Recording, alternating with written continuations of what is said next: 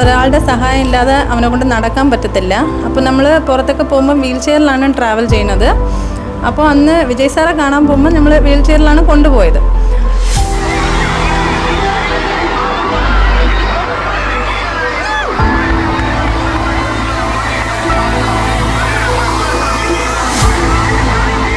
ഈ വിജയുടെ സോങ്സ് കേൾക്കുന്നതും വിജയുടെ സോങ്സ് ഏത് സോങ് കേട്ടാലും ഇവൻ എക്സൈറ്റഡ് ആടും. അപ്പം പെട്ടെന്ന് ആ സാറിനെ കണ്ടു കഴിഞ്ഞ ആ ഒരു സെക്കൻഡ് അവന് പെട്ടെന്ന് തന്നെ അങ്ങ് വീൽ ചേർന്ന് എണീറ്റു. ആ ഒരു അത്ഭുതം പോലെ തോന്നി. വിജയ് ഇഷ്ടമാണോ? ഭയങ്കര ഇഷ്ടമാണോ? ഇന്ത്യൻ സിനിമാ ലോകത്ത് ഒട്ടനവധി താരരാജാക്കന്മാരുണ്ടെങ്കിലും ദളപതി വിജയ്ക്ക് ആരാധകർ ഏറെയാണ്.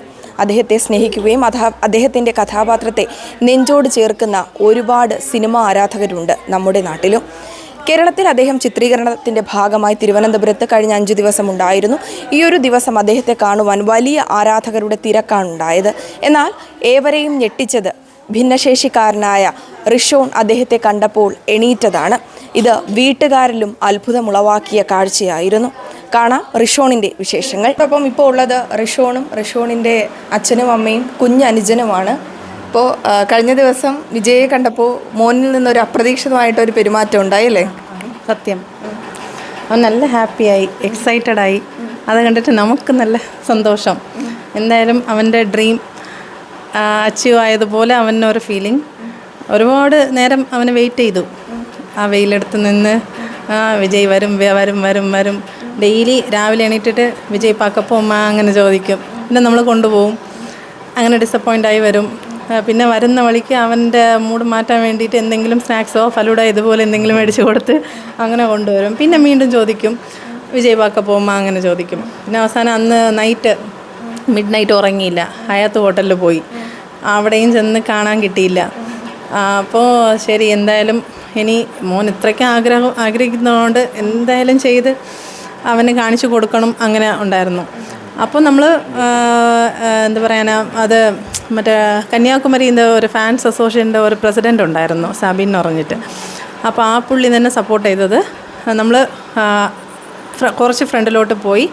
പിന്നെ അവിടുത്തെ സെക്യൂരിറ്റികളൊക്കെ 2-3 ദിവസം കൊണ്ട് കാണുന്നതല്ലേ, അപ്പോൾ അവരും കൂടെ കുറച്ച് ഫ്രണ്ടിലോട്ട് നമ്മളാക്കി വിട്ട്. പിന്നെ മേജറുണ്ടല്ലോ, ഒരു വൈറ്റ് ഷർട്ട്, അത് ആനന്ദ, ആ പുള്ളി അവർ പറഞ്ഞു ഈ കുഞ്ഞു മോനെയും വെച്ചിട്ട് ഈ കൂട്ടത്തിൽ ഇങ്ങനെ നിൽക്കുന്നത് റിസ്ക്കാണ്, അതുകൊണ്ട് നിങ്ങളിവിടെ ഒന്ന് സെപ്പറേറ്റായി നിൽക്കുക. 2 പിള്ളേരുണ്ടല്ലോ, അപ്പോൾ അവർ വിജയനെ കണ്ട് അങ്ങനെ ചാടി വീഴും. അപ്പോൾ എന്തെങ്കിലും മുറിവാവാൻ ചാൻസസ് ഉണ്ട്. അതുകൊണ്ട് കുറച്ചുകൂടെ ഫ്രണ്ടിലോട്ട് വന്ന് പറഞ്ഞിട്ട് നമ്മൾ ഏറ്റവും ഫ്രണ്ടിലോട്ടാക്കി. നമ്മൾ വിചാരിച്ചു ഇനി അങ്ങ് പോവും, അങ്ങനെ വിചാരിച്ചു, അത്രയേ ഉള്ളൂ. അപ്പോൾ കാറിൽ ഏറുന്ന ആ സമയം നോക്കി ഇവനെ വീണ്ടും കണ്ടു. ഇവനിങ്ങനെ ചാടി നിന്നപ്പം സാറ് അടുത്ത് വന്നിട്ട് ജസ്റ്റ് ഇങ്ങനെ ഷോൾഡറിൽ ഇങ്ങനെ പിടിച്ചപ്പം തന്നെ ഇവന് അങ്ങനെ എക്സൈറ്റ്മെൻറ്റിൽ ഹഗ് ചെയ്തു, ഹാപ്പിയായി. അപ്പോൾ 1.5 വയസ്സിൽ ഭയങ്കര ഒരു ഫീവറായിരുന്നു. ആ ഫീവർ സമയത്തിൽ SITയിലാണ് പറഞ്ഞത്. MRI സ്കാൻ എടുത്തിട്ട് മോൻ സ്പെഷ്യൽ ചൈൽഡാണ്. ഇങ്ങനെ കൂടുതൽ മരുന്നുകളൊക്കെ കൊടുത്തിട്ട് ലിവറിൽ പ്രശ്നം ഉണ്ട്, അതുകൊണ്ട് ഇനി കൂടുതൽ മരുന്നൊന്നും കൊടുക്കാൻ പാടില്ല. അങ്ങനെ എല്ലാം ഓപ്പണായിട്ട് തുറന്ന് പറഞ്ഞു, മോൻ സ്പെഷ്യൽ ചൈൽഡാണ്, നിങ്ങളത് മനസ്സിലാക്കണം എന്ന്. അപ്പോൾ നമുക്കത് അങ്ങനെ ഡൈജസ്റ്റ് ചെയ്യാൻ കുറേ ബുദ്ധിമുട്ടായിരുന്നു. എന്ന് വെച്ചാൽ ഒറ്റൊരു മോന് അങ്ങനെ സ്പെഷ്യൽ ചൈൽഡ് എന്ന് പറയുമ്പം നമ്മളത് ഡൈജസ്റ്റ് ചെയ്യാൻ പറ്റിയില്ല. സപ്പോർട്ടിൽ നടക്കും, ഇങ്ങനെ 4 കാൽ ആന പോലെ പോവും. അപ്പം അവന് ഇഷ്ടമുള്ള സാധനം ഈ കാറ്, ഗെയിംസ്, അതൊക്കെ.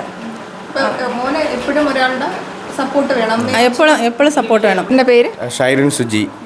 സ്ഥലം കേരളമാണ്. സ്ഥലം മാർത്താണ്ഡമാണ്. പിന്നെ അവൻ്റെ ട്രീറ്റ്മെൻറ്റിന് വേണ്ടി ഇപ്പോൾ ഇവിടെ സെറ്റിൽഡ്. ഞാൻ ഇവിടെ പാർക്കിലാണ് ഒരു ചെറിയ കമ്പനിയിൽ ജോലി ചെയ്യുന്നത്. കണ്ട മൂവി സർക്കാരാണെന്ന് തോന്നുന്നു.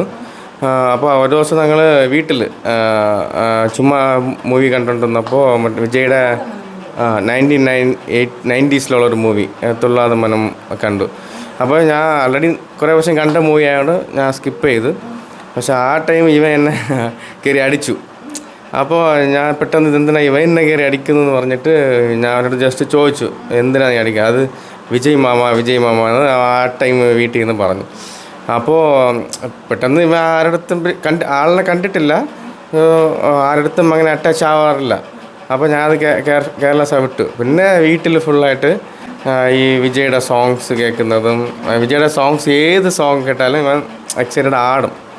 അതിലാണ് ഞാൻ കണ്ടുപിടിച്ചത് ഇവൻ്റെ അടുത്ത് എന്തോ സംതിങ്. അപ്പോൾ ഒരു ദിവസം അവനോട് ചോദിച്ചു ഇഷ്ടമാണോ എന്ന്. അവൻ പറഞ്ഞു വിജയ് മാമ ഇഷ്ടമാണ്, മീറ്റ് ചെയ്യണം, ഞാൻ കാണാൻ പോകണം, എന്നെ കൊണ്ടുപോകുന്ന അങ്ങനെ ഒരു ഇത് തുടങ്ങി അവനുള്ള. ഇതാണ് അവനോട് ഫസ്റ്റ്. പിന്നെ അതിനുശേഷം എല്ലാ വിജയ് മൂവീസിനും പോയിരിക്കണം. തിയേറ്ററിൽ പോയാണോ കാണാൻ? എല്ലാ വിജയ് മൂവിയും തിയേറ്ററിൽ തന്നെ.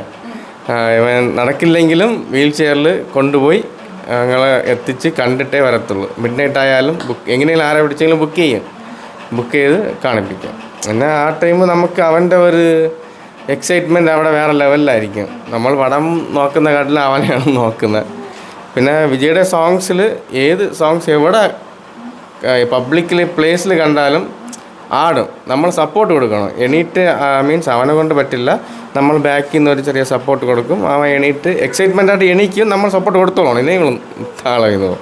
അങ്ങനെയാണ് അവൻ്റെ ഒരു വിജയുടെ ഒരു ഭയങ്കര ഫാനെന്ന് പറയാം. ഞാൻ കൂടെ അത് പ്രതീക്ഷിച്ചില്ല. ഞാൻ കരഞ്ഞു ആക്ച്വലി ആ ടൈം. എനിക്ക് വേർഡ്സ് ഇല്ല. എന്ന് വെച്ചാൽ നമ്മളിവൻ എണീറ്റ് നിൽക്കണമെന്ന് വരഞ്ഞിട്ടൊക്കെ വച്ചിട്ടുണ്ട്. സോ ആ ഒരു ഡ്രീം അന്ന് വീൽ ചെയറിലിരുന്ന് ആ പുള്ളി അവിടെ നിന്ന് വന്നപ്പോൾ തന്നെ ഇവ അങ്ങനെ എണ്ണീറ്റ് പോയി ഹഗ് ചെയ്തു. ഒരു ബാലൻസ് താളെ വീഴാതെ. എന്നുവെച്ചാൽ നോർമലായി എണീറ്റ വീഴും. നിങ്ങൾക്ക് കണ്ടറിയാം എൻ്റെ കണ്ണിൻ്റെ ഇതൊക്കെ വീണ് സ്റ്റിച്ചിട്ട പാടുകളാണ് ജസ്റ്റ്. പക്ഷെ അന്ന് സംഭവം അത് എങ്ങനെ മിറാക്കിളായിട്ട് സംഭവിച്ചെന്നറിയില്ല.